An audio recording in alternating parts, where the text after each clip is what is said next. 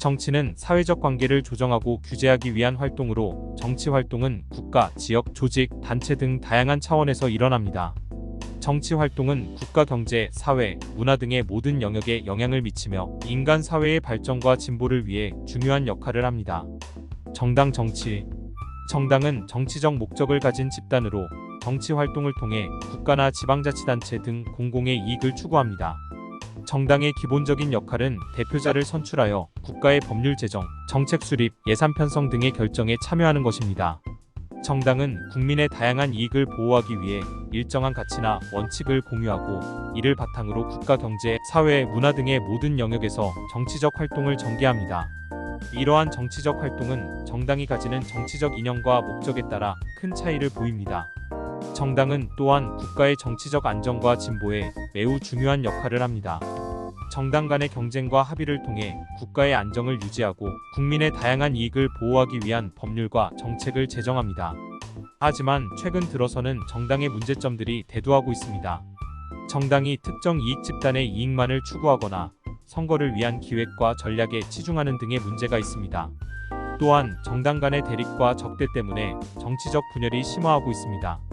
정당 정치를 하는 우리나라는 그것 때문에 국회의원들이 자기 생각을 말할 수가 없습니다.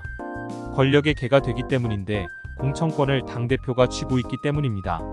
그러려면 당의 취지에 맞게 행동해야 하고 아부해야 하고 공천권을 얻으려고 노력해야 합니다. 그것을 하지 않으려면 무소속으로 나가야 하는데 국민이 대부분 무소속보다는 정당을 보고 투표합니다. 그래서 우리나라 국민은 사람을 보고 뽑을 필요가 있습니다. 하지만 현실은 자기 일하느라 바쁘고 공부하느라 바빠서 투표하려는 사전조사를 하기 힘든 실정입니다.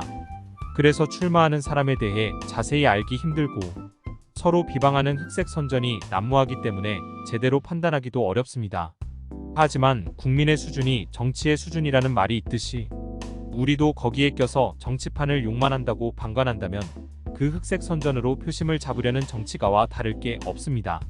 우리는 모두 학습해야 하고 자기의 이해관계에 맞는 공약을 지닌 사람에 투표하며 그 공약을 이행하는지 확인하고 투표로 결과를 보여주는 힘을 스스로 주체가 되어 판단해야지.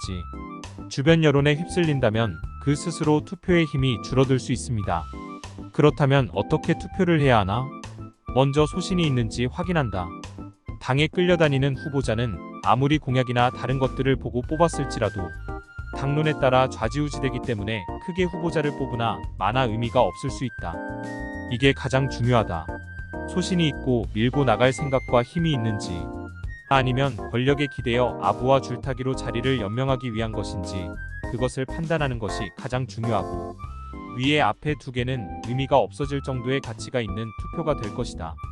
또한 후보자들의 흑색 선전에 휘둘리지 않고 정확한 범죄 기록 및 판결된 내용만 확인한다.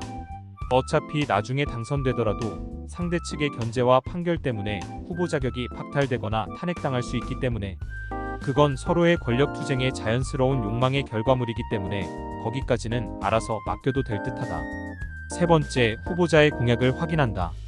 공약에서 나의 이해관계에 더 이익이 될 만한 후보인지 판단하고 거기에서 나아가 공익에 얼마나 더 도움이 될지를 스스로 판단하여 확인한다. 또한 그 공약이 말이 되는지 거짓말일지도 예상해보고 후보자의 공약 이행률이라든지 당선되었다면 공약을 지키는 자기 보고 다음번에는 공약 이행을 안 하고 거짓말이라면 설사 모르고 뽑았을지라도 미래에 뽑지 않으면 된다. 소신이 있는 자가 공약을 지켜나갈 수 있고 당론에 끌려다니지 않을 수 있기 때문에 첫 번째도 본인의 소신, 두 번째도 후보자의 가치관과 생각이라 할 수 있겠다. 그리고 우리는 그것을 잘 이행하는지 우리 지역구, 지역의 당선자들의 행동이나 결과물을 보고 판단하여야 한다. 우리들은 그럼 어떤 마음가짐과 자세로 행하여야 하는가? 우리 정치권력 욕망의 최고에 있는 대통령 그 사람 한 명이 모든 대한민국 국정에 영향을 끼치고 가장 중요하다. 왜냐하면 우리나라 국정 운영에 인사권이 있고 그것을 받기 위한 사람들이 모이기 때문이다. 우리나라는 수직적 위에서 아래로 내려오는 정치체계이다. 그래서 개개인의 정치가에게는 소신이 없는 경우가 대다수이다. 왜냐하면 그 사람들도 결국엔 돈을 벌고 그 돈을 쓰는 사람이기 때문이다. 정치가들은 돈을 벌기 위해 정치를 하는 것이고 그것을 유지하기 위해 줄타기를 하는 것이고 권력가들에게 싫은 소리를 할 수 없는 것이다. 회사에서도 그렇지 않은가? 자기보다 윗사람, 부장님, 이사, 사장님 등에게 자기의 소신에 대해 말을 할 수 있는 자가 얼마나 되는가? 그저 말에 따르고 잘 보이려고 하고 눈 밖에 벗어나는 것을 싫어하진 않는가? 본인 스스로 생각해봐라. 대다수 사람들은 그렇게 행동하고 아닌 몇몇이 눈에 튀며 그들을 견제하고 이상한 사람으로 몰아가고 있지 않은가?